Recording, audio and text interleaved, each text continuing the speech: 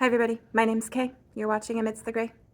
And today, I'm going to talk about my unintentional and completely unplanned pocket money challenge for January 2023. Let's do it.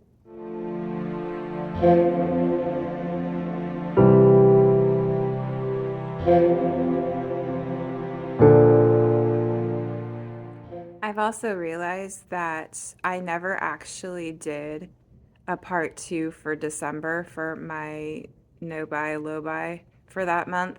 It just, the holidays came and went and the new year started, and January at the beginning was a bit sicky.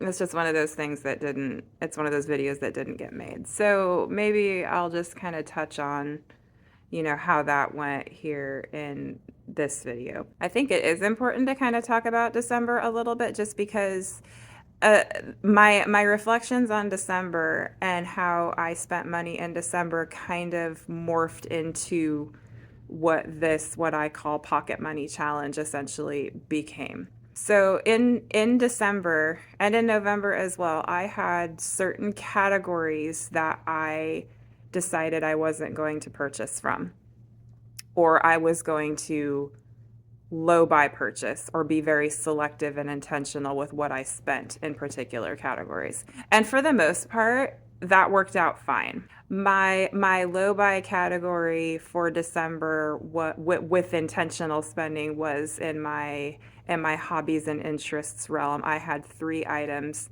that I designated were allowed. I was allowing myself to buy 3 specific items in my hobbies and interests category, which were, it was a pen, the Sarasa Grand in blue gray, a bag of beeswax, and an audio booster for recording video. Those were the 3 things I was allowing myself to buy in that personal interest category.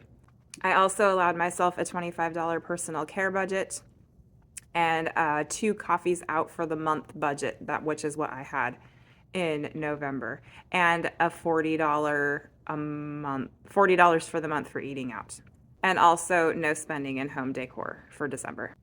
And I actually followed through on the majority of that. I allowed myself 2 coffees out for the month. I had 1.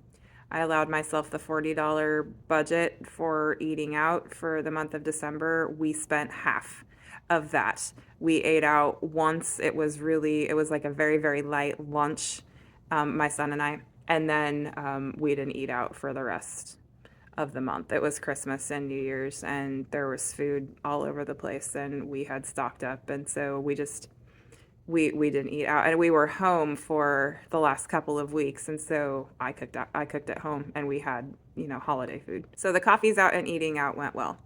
The personal care budget of $25, I actually ended up not spending anything. For some reason, there were a couple of things I thought I was going to need, and I didn't end up needing them. And actually, one of the items I found an extra of when I went through one of my cabinets. And so I had a spare, and I was able to take that kind of completely off the list, at least for now.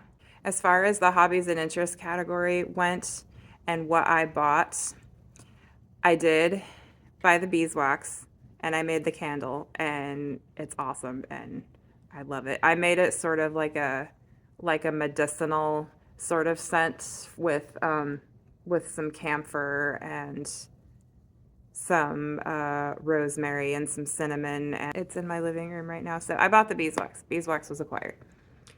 I did buy the audio booster, the little wired mic for my phone. I did buy that. I did not buy the pen.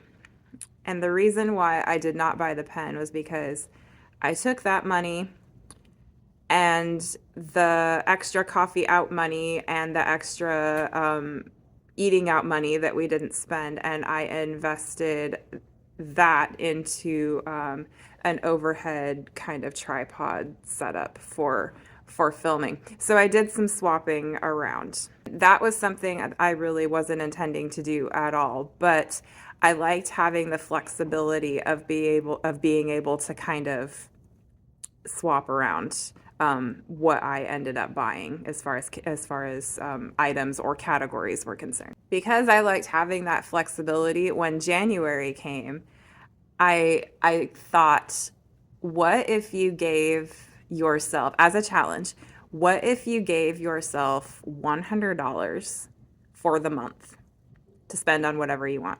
But once it's gone, it's gone. Kind of like when you get an allowance when you're a kid. You get your allowance for doing your chores or just because your parents decide to give you an allowance. And you spend it or save it, and you have it if you save it, and if you spend it, it's gone. Once it's gone, it's gone, and you don't get any more until the next round of allowance comes. What if you did that? And the thought of that was kind of intriguing to me, particularly because I thought this is something I could do just for a month, just to see how it goes.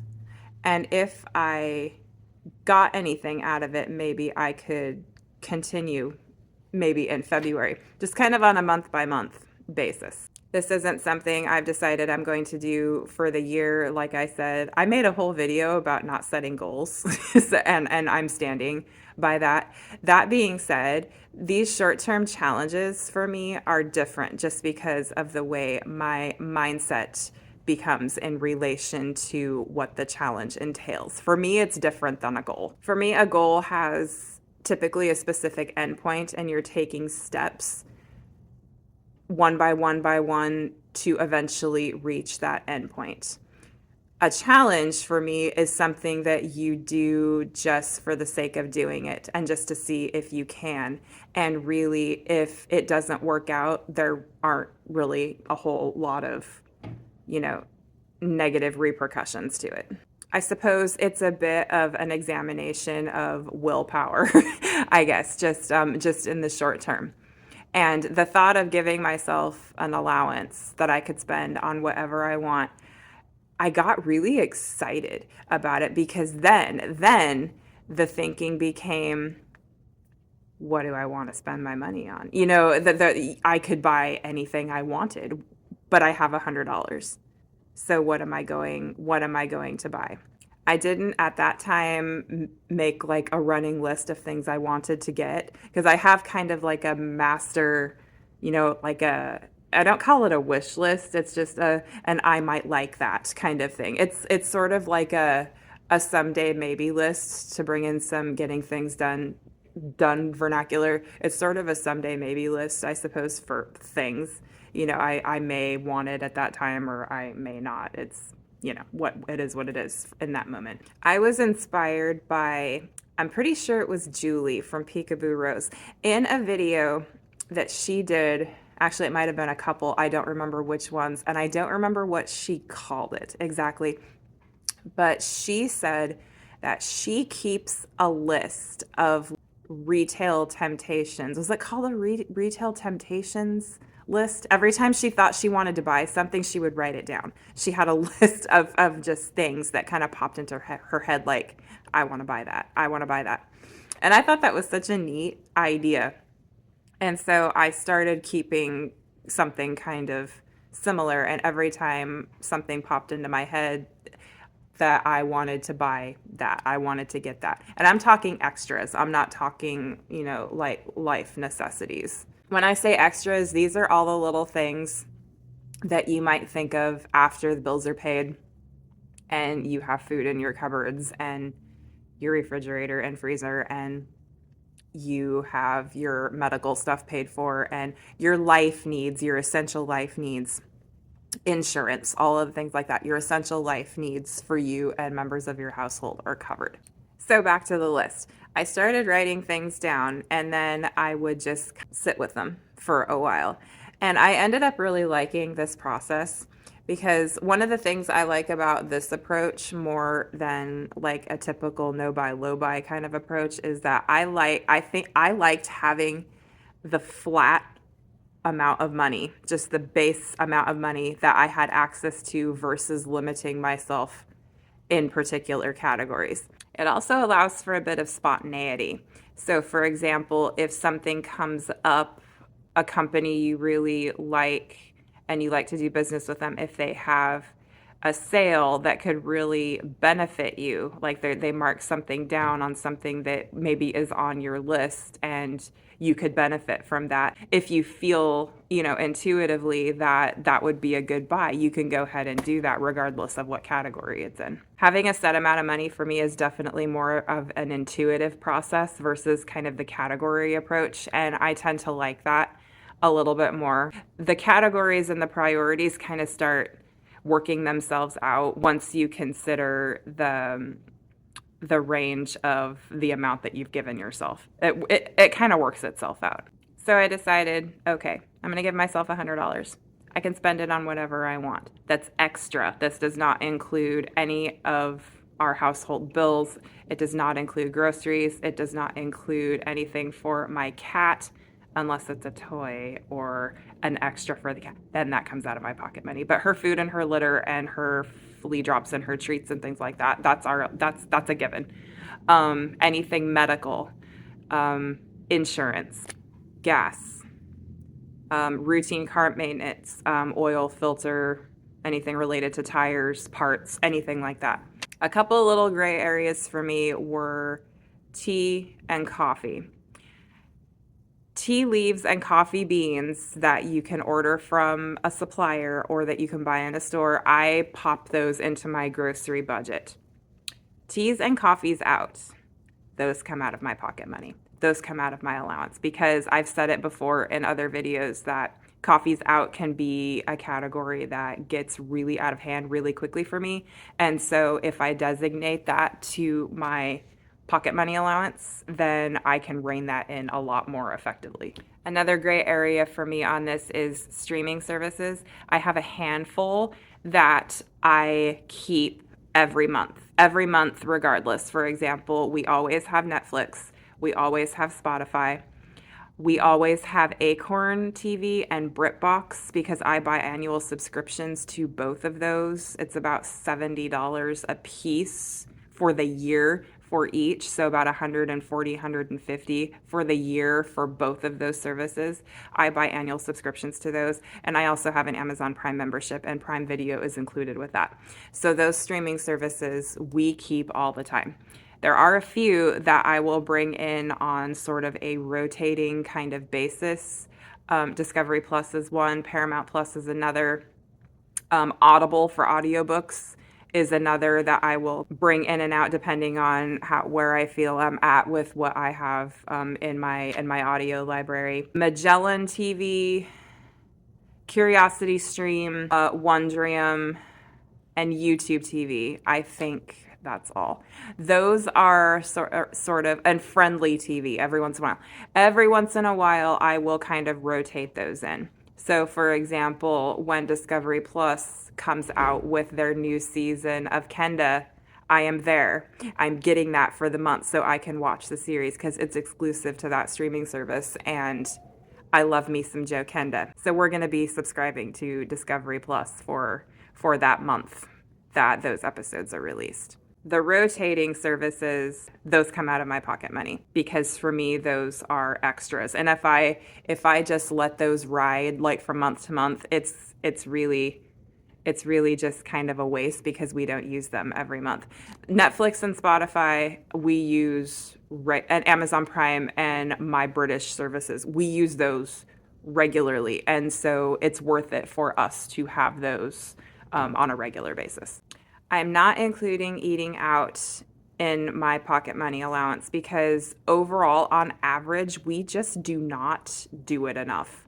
I don't think for it to be like a thing.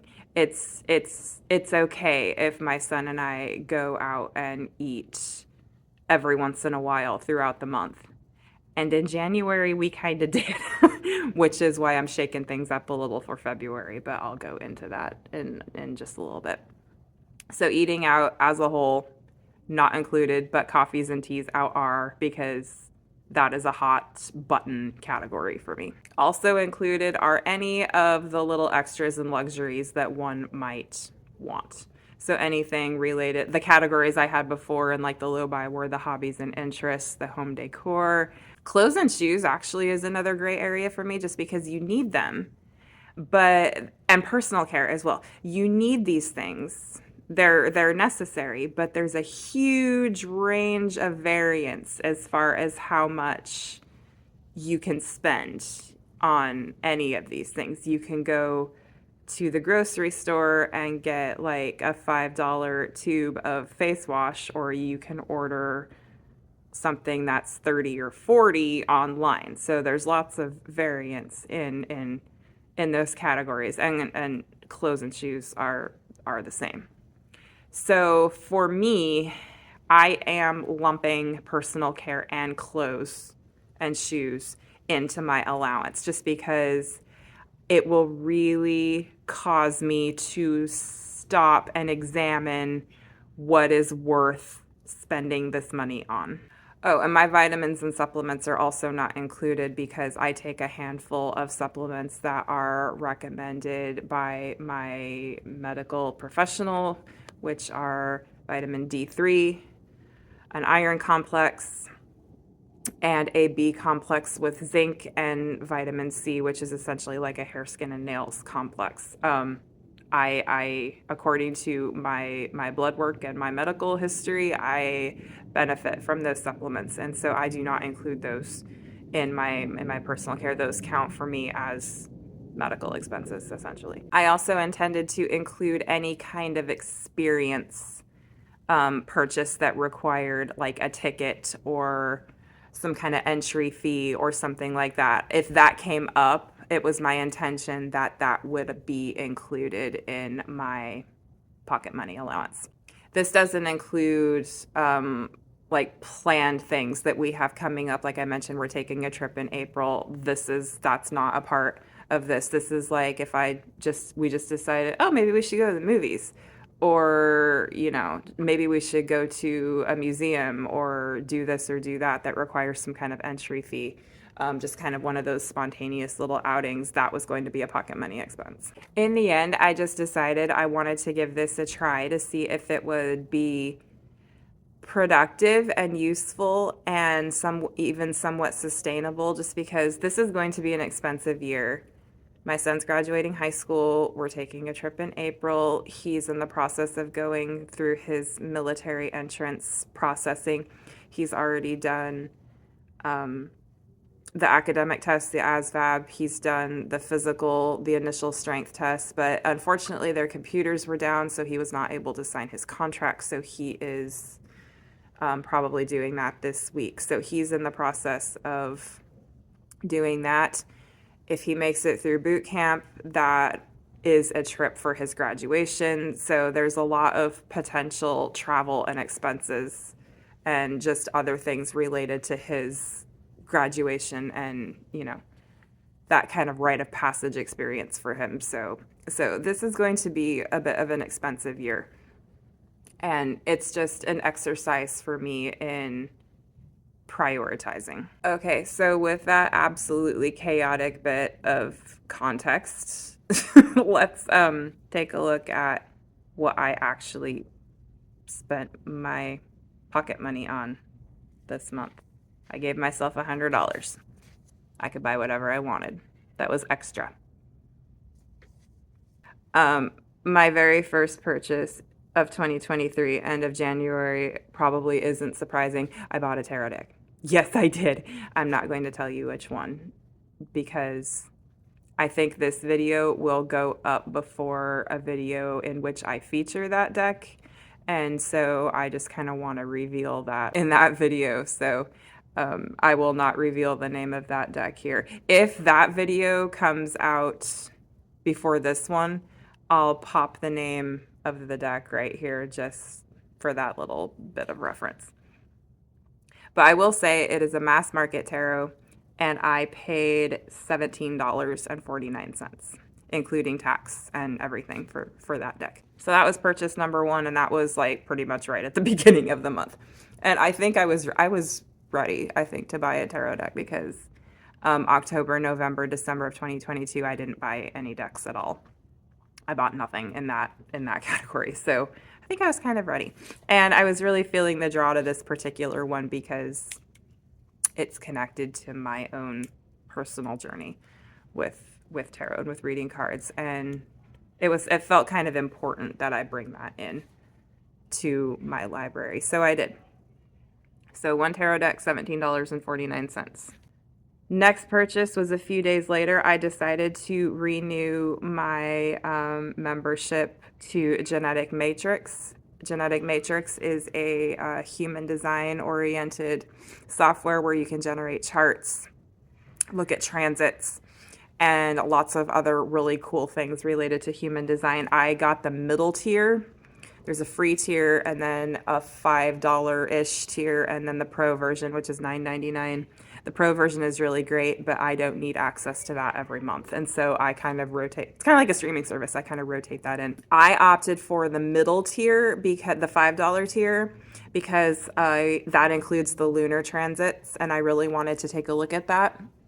And so I opted in for that middle tier of Genetic Matrix, which was $5.75. So that brought my total up to $23.24.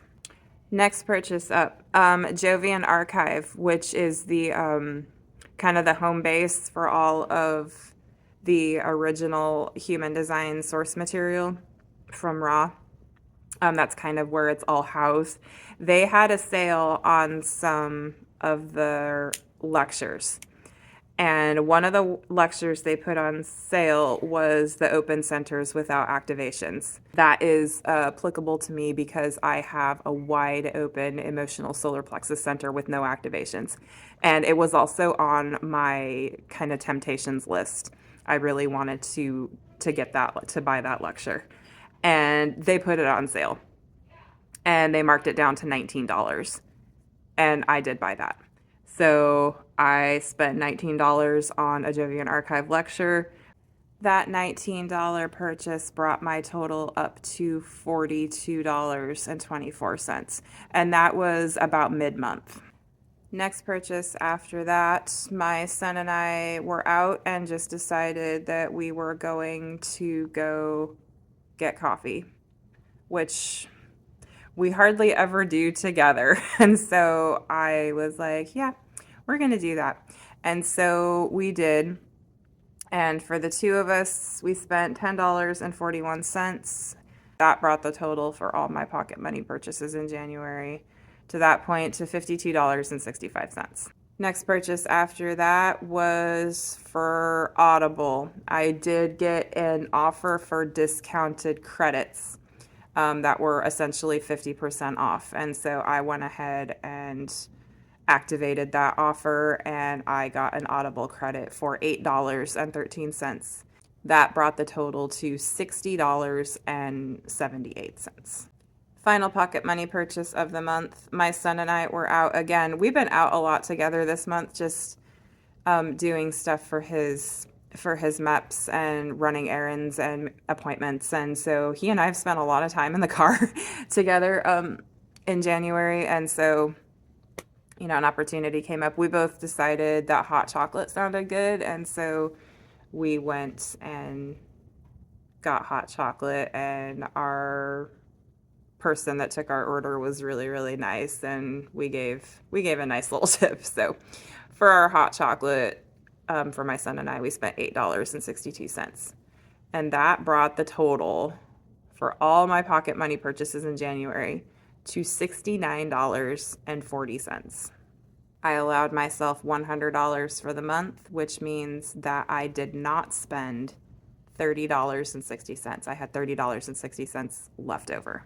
About halfway through this month, I decided if I had any money left over from this month's challenge, if I decided to do it for February, I could roll that balance over. And that's exactly what I'm going to do. I am doing this again in February, and I am rolling that $30.60 over to February. So Pocket Money Challenge February is a go. The only difference that I'm going to make is the amount that I am allowing myself this month, particularly because I still have $30.60 left over. I'm allowing myself another $60 based on my budget and things I've gone over, and the fact that in January we ate out way more than we typically do. January was very much an outlier month for us as far as how much we spent eating out. We ate out in January more than we probably did in the last half of 2022, all 6 months combined. We ate out a lot in January. There was just so much stuff going on. Like I said, we were out in the car, we were running errands, going to appointments. It was a lot, and we ended up getting a lot to eat out. And so we ate out way more than we typically do in January. So I am cutting that pocket money allowance down to $60 for the month of February. But if I add that to the $30 that I have left over from January, I have $90.60 in sort of my pocket money balance. So that's what I have to spend for February. We're also going to do a low buy grocery challenge for February simply because we ate out so much in January, and it kind of is showing as far as my budget is concerned. We also had an opportunity to do some stocking up of our freezer, which I did take advantage of, and so we're very thoroughly stocked in the grocery department. So there's really no reason why we can't, I don't think, do this low buy grocery challenge for February. I think it'll work fine. And because we ate out so much in January, we are definitely doing a low buy eating out challenge for February as well, just because January was. I really enjoyed this challenge. I really, really did. It really, really made me look at what is important to me. Is it things or is it experiences? And it's okay for either one of those at any given time, really, to be a priority. But it's a good exercise in reflection for me, and I found it incredibly useful. And I'm definitely doing this again in February. Like I said, it's month by month. I will take it as it comes. And in March, we'll reevaluate. I think February in general is a good month to do some kind of challenge like this, just because by nature and design, it is a shorter month. And so you have a little bit of time shaved off there at the end of the month. Okay, I think that's it for this video. So until my next one, take care and be well.